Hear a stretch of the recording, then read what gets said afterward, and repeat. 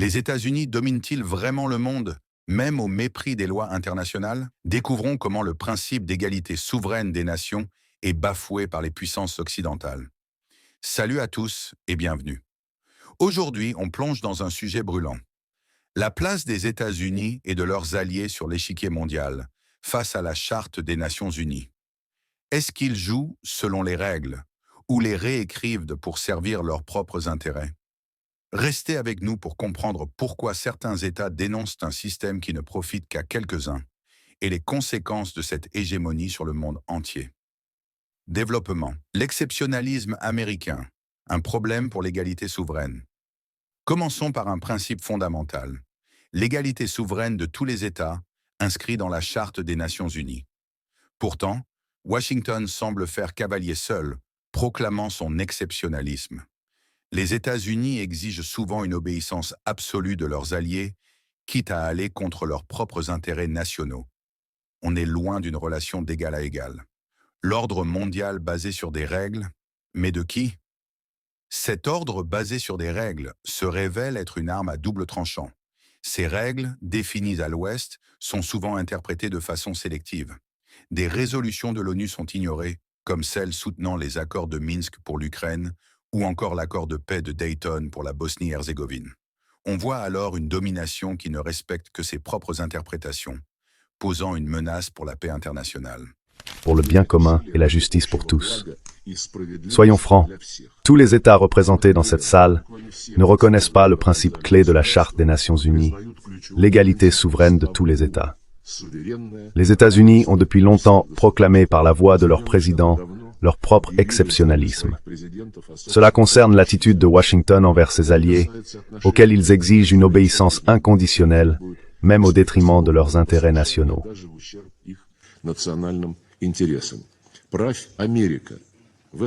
Dirige l'Amérique, c'est l'essence de l'ordre prétendu basé sur des règles, une menace directe à la multilatéralité et à la paix internationale. Les composants les plus importants du droit international, la Charte des Nations Unies et les décisions de notre Conseil sont interprétés de manière perverse et sélective par l'Occident collectif en fonction des directives reçues de la Maison-Blanche. Et de nombreuses résolutions du Conseil de sécurité sont tout simplement ignorées. Parmi elles, la résolution 2202, qui a approuvé les accords de Minsk sur l'Ukraine, la résolution 1031, qui a ratifié l'accord de Dayton sur la paix en Bosnie-Herzégovine, basé sur le principe de l'égalité des trois peuples constitutifs et des deux entités. On pourrait parler indéfiniment du sabotage des résolutions sur le Moyen-Orient.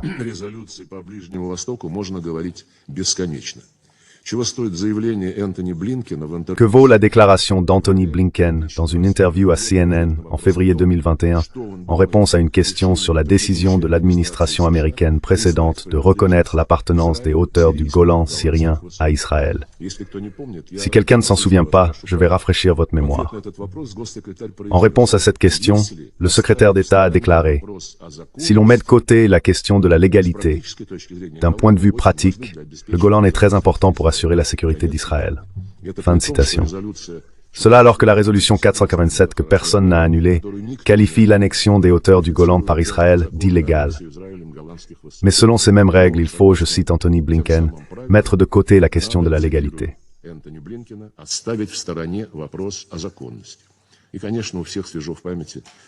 Et bien sûr, tout le monde se souvient de la déclaration du représentant permanent des États-Unis, selon laquelle les résolutions 27-28, adoptées le 25 mars sur un cessez-le-feu immédiat dans la bande de Gaza, n'ont pas de caractère juridiquement contraignant. Autrement dit, les règles américaines sont plus importantes que l'article 25 de la Charte des Nations Unies. Au siècle dernier, George Orwell, dans sa nouvelle La ferme des animaux, avait déjà prévu l'essence de l'ordre basé sur les règles. Je cite, « Tous les animaux sont égaux, mais certains sont plus égaux que d'autres. Si vous suivez la volonté de l'hégémon, tout vous est permis. Mais si vous osez défendre vos intérêts nationaux, vous serez déclaré paria et soumis à des sanctions. » La politique hégémonique de Washington ne change pas depuis des décennies. Tous les schémas, sans exception, de la sécurité euro-atlantique étaient basés sur l'assurance de la domination des États-Unis, y compris la subordination de l'Europe et la dissuasion de la Russie. Le rôle principal était attribué à l'OTAN, qui a finalement pris le dessus sur l'Union européenne, créée pour les Européens, privatisant sans vergogne les structures de l'OSCE en violation flagrante de l'acte final d'Helsinki. L'expansion effrénée de l'OTAN, malgré les multiples avertissements de Moscou, a provoqué la crise ukrainienne, à commencer par le coup d'État organisé par Washington en février 2014. Cela a été fait pour établir un contrôle total sur l'Ukraine afin de préparer une offensive contre la Russie avec l'aide du régime néo-nazi porté au pouvoir.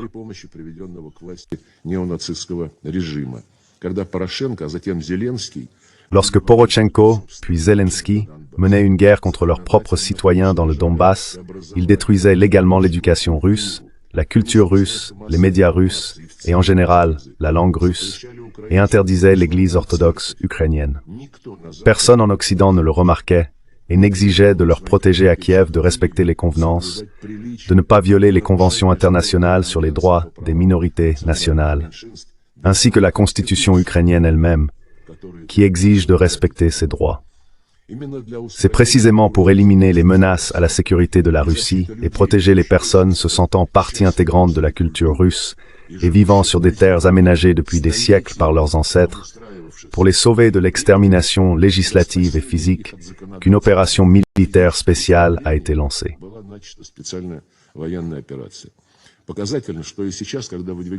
Il est révélateur que même maintenant, alors que de nombreuses initiatives pour le règlement ukrainien sont proposées, peu de gens se souviennent des violations des droits de l'homme et des minorités nationales par Kiev. Rien de tout cela n'est inclus dans les initiatives mentionnées. Ce n'est que récemment que dans les documents de l'Union européenne concernant le début des négociations d'adhésion de l'Ukraine, une exigence correspondante a été formulée, principalement grâce à la position de principe et persistante de la Hongrie. Cependant, les réelles possibilités et la volonté de Bruxelles d'influencer le régime de Kiev suscitent des doutes. Nous appelons tous ceux qui manifestent un intérêt sincère pour surmonter la crise en Ukraine à prendre en compte dans toutes leurs propositions le problème clé des droits des minorités nationales.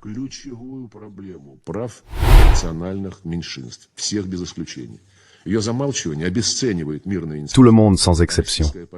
Son silence dévalue les initiatives pacifiques et la politique russe de Zelensky reçoit en fait une approbation. Il est caractéristique qu'en 2014, Zelensky ait déclaré, je cite, « Si dans l'est de l'Ukraine et en Crimée, les gens veulent parler russe, laissez-les tranquilles. Donnez-leur le droit de parler russe sur une base légale. La langue ne divisera jamais notre pays natal. » Depuis lors, Washington l'a rééduqué avec succès. Et déjà en 2021, Zelensky, dans l'une de ses interviews, exigeait de ceux qui se sentent liés à la culture russe de partir en Russie pour l'avenir de leurs enfants et petits-enfants.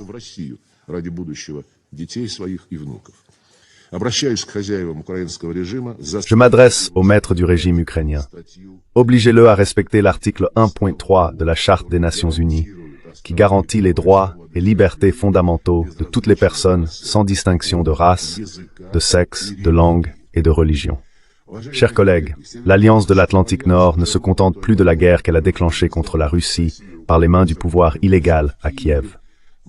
Elle ne se contente pas non plus de tout l'espace de l'OSCE. Ayant pratiquement détruit les accords fondamentaux dans le domaine du contrôle des armements, les États-Unis continuent d'attiser la confrontation. Récemment, lors du sommet à Washington, les dirigeants des pays de l'Alliance ont confirmé leur prétention à un rôle dominant non seulement dans l'Euro-Atlantique, mais aussi dans la région Asie-Pacifique.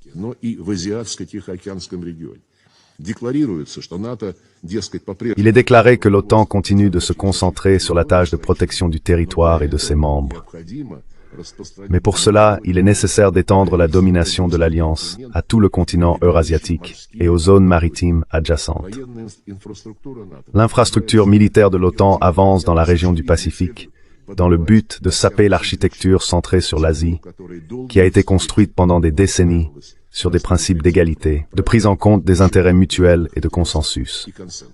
Au lieu des mécanismes inclusifs créés au fil des décennies, les États-Unis et leurs alliés forment des blocs fermés et conflictuels sous leur contrôle, comme l'AUKUS et d'autres quadrilatères et trilatères.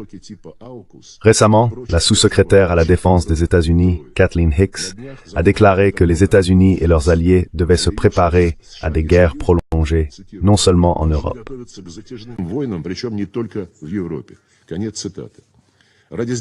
Fin de citation. Pour contenir la Russie, la Chine et d'autres pays dont la politique indépendante est perçue comme un défi à l'hégémonie, l'Occident, par ses actions agressives, détruit le système de mondialisation qu'il avait lui-même conçu. Washington a tout fait pour faire exploser, y compris littéralement, par des attentats sur les gazoducs Nord Stream, les bases de la coopération énergétique mutuellement bénéfique entre la Russie, l'Allemagne et l'Europe en général. Berlin est resté silencieux à l'époque. Et aujourd'hui, nous voyons une autre humiliation de l'Allemagne, dont le gouvernement s'est soumis sans réserve à la décision des États-Unis de déployer des missiles terrestres à moyenne portée sur le territoire allemand. Olaf Scholz a même dit naïvement, « Les États-Unis ont décidé de déployer un système de frappe de haute précision en Allemagne. Et c'est une bonne décision. Les États-Unis ont décidé. » Et malgré tout cela, M. Kirby, coordinateur des questions médiatiques à Washington, déclare au nom du président des États-Unis, je cite, « Nous ne cherchons pas à déclencher la Troisième Guerre mondiale. Cela aurait des conséquences terribles pour le continent européen. » Fin de citation. Comme on dit un lapsus freudien. C'est-à-dire que Washington est convaincu que d'une nouvelle guerre mondiale, ce ne sont pas les États-Unis qui souffriront, mais leurs alliés européens. Si les stratégies de l'administration Biden sont basées sur une telle analyse, c'est une erreur extrêmement dangereuse. Et les Européens, bien sûr, doivent réaliser le rôle suicidaire qui leur est réservé.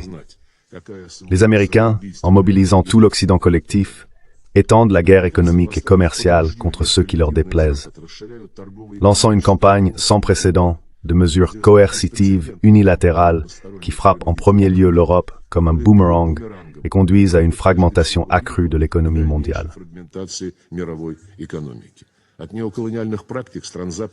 Les pratiques néocoloniales des pays occidentaux nuisent aux pays du Sud global en Asie, en Afrique et en Amérique latine.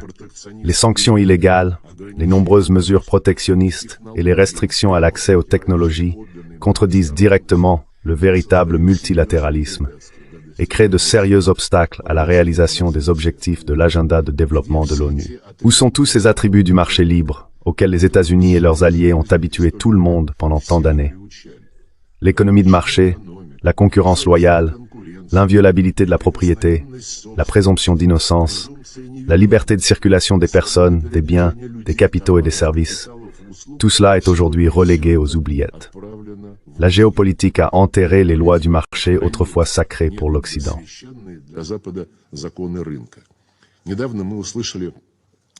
Récemment, nous avons entendu les demandes publiques des responsables officiels des États-Unis et de l'Union européenne, ainsi que de la République populaire de Chine, de réduire la production excédentaire dans les secteurs de haute technologie. Cela est dû au fait que l'Occident a commencé à perdre ses avantages de longue date dans ces domaines. Maintenant, au lieu des principes du marché, ce sont ces mêmes règles qui s'appliquent. Chers collègues, les actions des États-Unis et de leurs alliés entravent bien sûr la coopération internationale et la construction d'un monde plus juste. Ils prennent en otage des pays et des régions entiers, empêchant les peuples de réaliser les droits souverains inscrits dans la Charte. Ces actions détournent de l'indispensable travail conjoint pour résoudre les conflits au Moyen-Orient, en Afrique et dans d'autres régions. Elles entravent également les efforts pour réduire les inégalités mondiales, éliminer les menaces du terrorisme et du trafic de drogue, ainsi que la faim et les maladies.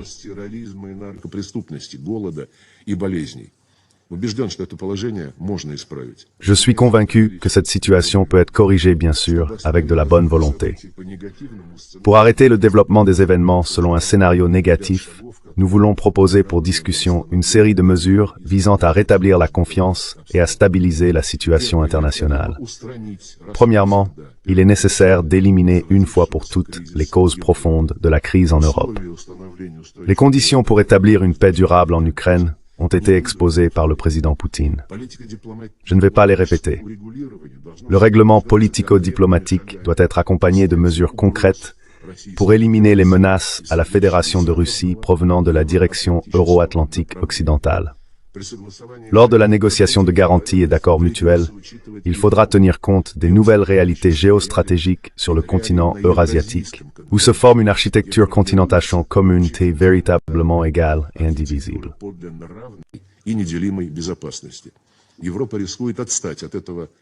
L'Europe risque de rester à la traîne de ce processus historique objectif. Nous sommes prêts à rechercher un équilibre des intérêts.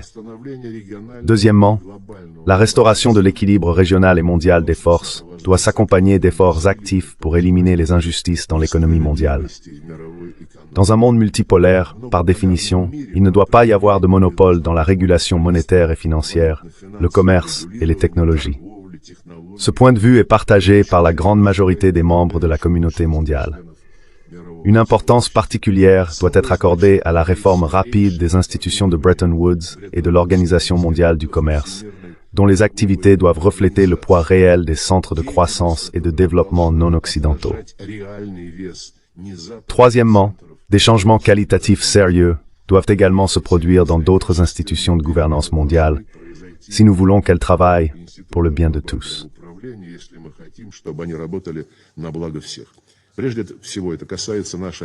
Tout d'abord, cela concerne notre organisation, qui jusqu'à présent, malgré tout, incarne le multilatéralisme, possède une légitimité unique et universelle et une compétence largement reconnue.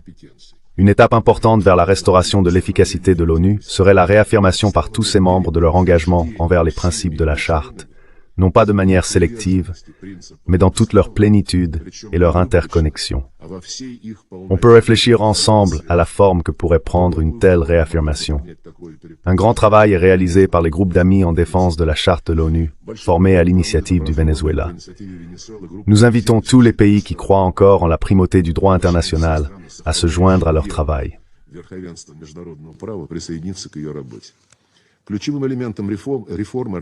L'élément clé de la réforme de l'organisation doit être la modification de la composition du Conseil de sécurité. Cependant, cela ne suffira pas à assurer un travail productif s'il n'y a pas un accord de base sur les méthodes de travail entre les membres permanents. Néanmoins, cette considération n'annule pas la nécessité d'éliminer les déséquilibres géographiques et géopolitiques au sein du Conseil de sécurité, où les pays de l'Occident collectif sont aujourd'hui clairement surreprésentés. Une étape depuis longtemps attendue est d'atteindre un consensus aussi large que possible sur les paramètres spécifiques de la réforme, visant à renforcer la représentation de l'Asie, de l'Afrique et de l'Amérique latine. Des changements dans la politique de recrutement du secrétariat sont également nécessaires pour éliminer la domination des citoyens et des sujets des pays occidentaux dans les structures administratives de l'organisation.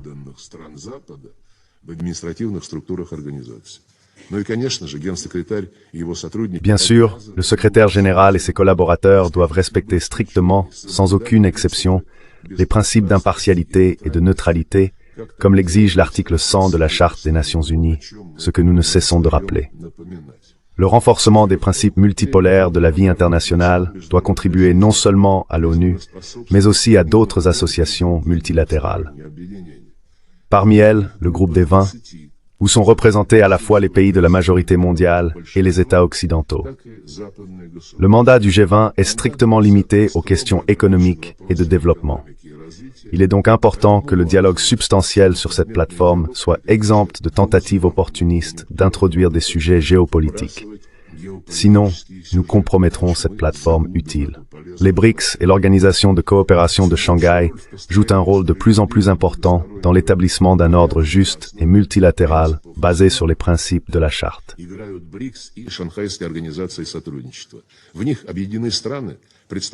Elle regroupe des pays représentant différentes régions et civilisations, coopérant sur la base de l'égalité, du respect mutuel, du consensus et des compromis mutuellement acceptables. C'est ce que j'appellerais le standard d'or de l'interaction multilatérale impliquant les grandes puissances. Des associations régionales telles que la Communauté des États indépendants, l'Organisation du Traité de sécurité collective, l'Union économique eurasiatique, l'ASEAN, le Conseil de coopération des États arabes du Golfe la Ligue des États arabes, l'Union africaine, la CELAC ont une importance pratique pour l'affirmation de la multipolarité.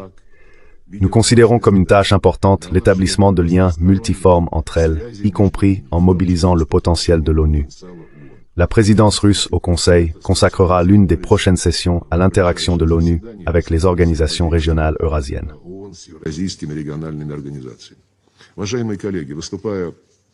Chers collègues, lors de son discours au Forum parlementaire des BRICS à Saint-Pétersbourg le 9 juillet, Vladimir Poutine a déclaré que l'établissement d'un ordre mondial reflétant l'équilibre réel des forces est un processus complexe et souvent même douloureux. Fin de citation. Nous estimons que les discussions sur ce sujet doivent se dérouler sans sombrer dans une polémique stérile, sur la base d'une analyse lucide de l'ensemble des faits.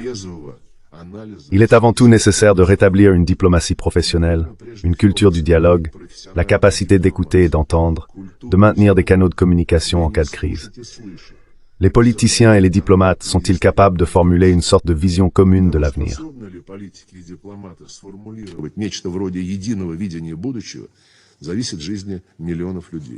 La vie de millions de personnes en dépend. Que notre monde soit diversifié et juste dépend de nous, des États membres. Il y a un point d'appui, c'est la charte de notre organisation. Je le souligne encore une fois, si tout le monde, sans exception, suit son esprit et sa lettre, alors les Nations Unies seront capables de surmonter les divergences actuelles et de parvenir à un consensus sur la plupart des questions. La fin de l'histoire n'a pas eu lieu. Travaillons ensemble dans l'intérêt du début d'une véritable multilatéralité, reflétant toute la richesse de la diversité culturelle et civilisationnelle des peuples du monde. Nous vous invitons à la discussion. La politique de 2 poids, 2 mesures. Un exemple parlant. En février 2021, le secrétaire d'État Anthony Blinken a affirmé que les hauteurs du Golan, annexées par Israël, étaient cruciales pour sa sécurité, alors que cette annexion est jugée illégale par une résolution de l'ONU. C'est un cas classique de « mettons de côté la légalité » lorsqu'il s'agit de soutenir un allié. Ce même double standard est observé dans le conflit de Gaza, où les résolutions pour un cessez-le-feu sont considérées comme non contraignantes par Washington. En d'autres termes, ce qui s'applique pour certains ne s'applique pas pour d'autres. Une domination qui s'étend à l'Europe. La politique américaine a aussi largement influencé l'Europe, notamment par le biais de l'OTAN, visant à affirmer une suprématie militaire et sécuritaire. Malgré les promesses de ne pas étendre l'OTAN à l'Est, cette expansion continue à, selon certains, jouer un rôle majeur dans la crise ukrainienne. En 2014, Washington soutient le changement de pouvoir à Kiev, ce qui ouvre la porte à des tensions durables avec la Russie. Les minorités russophones sous pression en Ukraine. Depuis ce coup d'État, les populations russophones en Ukraine, en particulier dans le Donbass, ont fait l'objet de discrimination. Les autorités ukrainiennes ont progressivement éliminé la langue, la culture et même les médias russes dans le pays. Cette politique restrictive a, selon Moscou, conduit à une intervention militaire pour protéger ces minorités et maintenir leur identité culturelle. Les sanctions économiques comme arme de guerre.